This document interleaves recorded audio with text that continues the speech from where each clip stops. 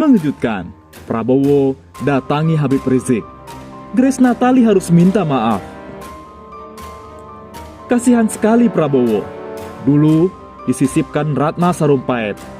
Suram sekali untuk pembusukan di dalam. Sekarang malah disusupkan PSI untuk pembusukan lebih parah.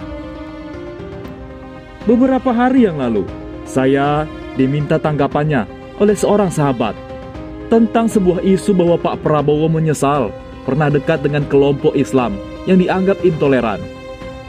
Untuk memudahkannya, mari kita perjelas saja. Kelompok Islam yang dianggap intoleran tersebut adalah Ormas, HRS, dan kelompok 212. Saya mencoba menelusuri sumber beritanya. Ternyata dari Grace Natali dari sebuah acara talk show di YouTube. Sumbernya TV One. Grace Natali ungkap, Prabowo menyesal sempat dekat dengan kelompok intoleran. Saya membaca beritanya tuntas, terutama sumber rujukan isu tersebut. Ya, itu memang kita kritisi, tapi beliau dalam sebuah percakapan santai. Tersiratnya saya lupa kata-kata persisnya, dan ada tereksplisit juga. Kurang lebih, beliau mengisyaratkan penyesalan lah karena mengambil langkah itu, kata Grace Natali. Namun, pernyataan Grace Natali terkait Prabowo yang dianggap menyesal pernah dekat dengan kelompok intoleran masih menjadi dugaan saja. Jadi, menurut hemat Grace, pernyataan Prabowo tersirat sebuah kemungkinan penyesalan pernah bergabung dengan kelompok yang disebut intoleran tersebut. Dari berita ini, jelas dan lugas, terang benderang kalau isu tersebut cuma sebatas interpretasi dari seorang Grace Natali. Herannya saya, sahabat-sahabat lama yang mengaku sangat beragama, bagaimana bisa langsung menuding dan memfitnah Pak Prabowo tidak suka kelompok Islam tertentu hanya berdasarkan asumsi seorang Grace Natali? Kemarin itu, saya cuma menjawab kalau sosok Pak Prabowo itu pemersatu. Bagi beliau, tidak ada istilah membenci satu kelompok tertentu. Sekarang, Pak Prabowo mengajak semua anak bangsa untuk bersatu, membangun bangsa biar lebih cepat berkembang dan maju. Kalau dikaitkan dengan Islam, saya dari dulu meyakini kalau pemahaman Pak Prabowo tentang Islam memang masih kelas santri. Tidak bisa disalahkan karena beliau tumbuh di keluarga sekuler. Ayah beliau Muslim, sedangkan bundanya seorang Kristiani yang taat. Lucunya, di kelompok yang bukan Muslim, malah Pak Prabowo dianggap akan mendirikan negara Islam. Pak Prabowo dianggap anti non-Muslim. Lah, adik-adiknya semua non-Muslim. Ngakak. Sekali lagi, menjadi Prabowo itu memang sulit. Menjadi sosok pemersatu itu tidak mudah. Akan rentan dicurigai kedua belah pihak yang berseteru. Apalagi melihat watak masyarakat kita yang sangat senang ribut. Susah diajak bersatu. Kembali ke masalah Islam. Pak Prabowo seorang Muslim. Itu adalah fakta. Beliau sudah naik haji, sudah berkali-kali umroh, dan sejak di militer sudah sangat dekat dengan ulama. Bukan hanya karena copras-capres. Pemahaman agama Pak Prabowo mungkin saja tidak sebaik kita-kita. Jauhlah di bawah Bang Anies dan Mas Ganjar. Tapi kalau berbicara implementasi ajaran Islam, saya mengaku masih jauh di bawah Pak Prabowo. Mohon maaf, menurut saya Bang Anies dan Mas Ganjar juga bukan apa-apanya. Alasannya sederhana saja. Islam mengajarkan kita menjadi manusia yang bermanfaat bagi orang lain. Jadi, kalau saya disuruh memilih sahabat karib kehidupan sehari-hari di antara 3 orang itu, saya akan memilih Pak Prabowo. Bahkan, saya yakin Bang Anies dan Mas Ganjar sendiri lebih memiliki sahabat seperti Pak Prabowo dibandingkan yang mirip diri mereka sendiri.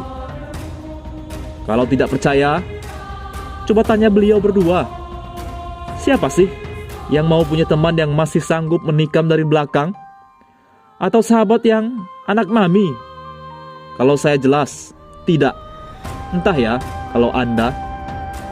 Jadi, kalau kaitannya dengan penerapan ajaran Islam sehari-hari, saya teringat ucapan Ustadz Ar-Razi.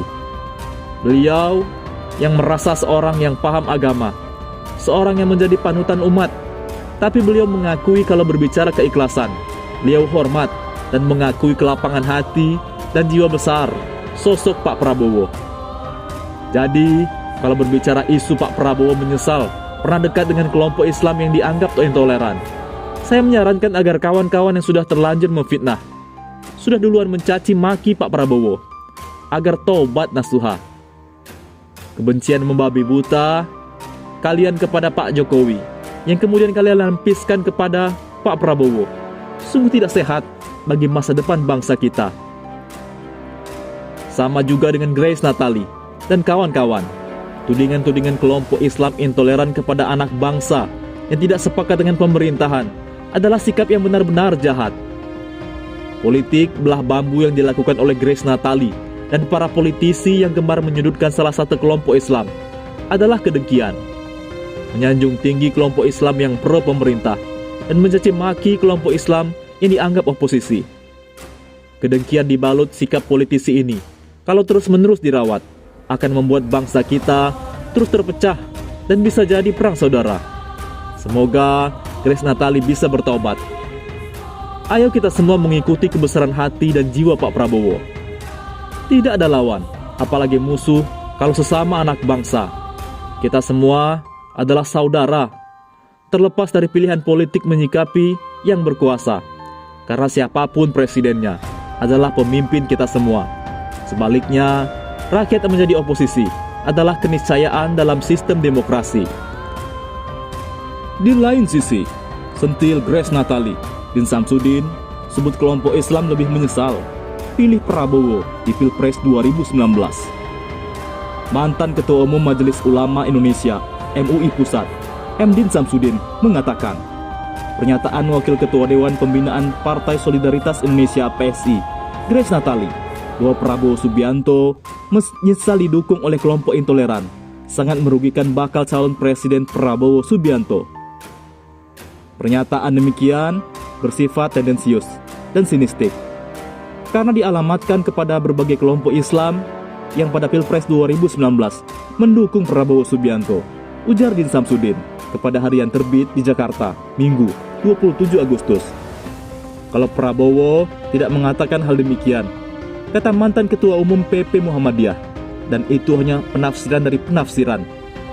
Seperti dikatakan oleh politisi Partai Gerindra, Habibur Rahman di media massa, maka pernyataan Grace Natali bersifat manipulatif dan insinuatif. Tapi, kalau pernyataan Grace Natali itu benar adanya, bahwa Prabowo memang mengatakan hal demikian, maka itu merugikan Prabowo sendiri. Harus diakui bahwa pada Pilpres 2019, Prabowo mendapat dukungan besar dari kelompok Islam. Kalau tidak ada dukungan itu, maka perolehan suaranya tidak akan sebesar dan dia akan kalah besar, serta political leverage-nya rendah. Justru sikap politik Prabowo yang mau menjadi pembantu presiden yang pernah menjadi rivalnya pada Pilpres telah mengecewakan banyak dari pemilihnya. Menurut Din, diksi kelompok intoleran juga perlu dikritisi. Kalau itu diindikasi kepada kelompok Islam, maka pernyataan itu bernada tuduhan dan merupakan bentuk Islamofobia.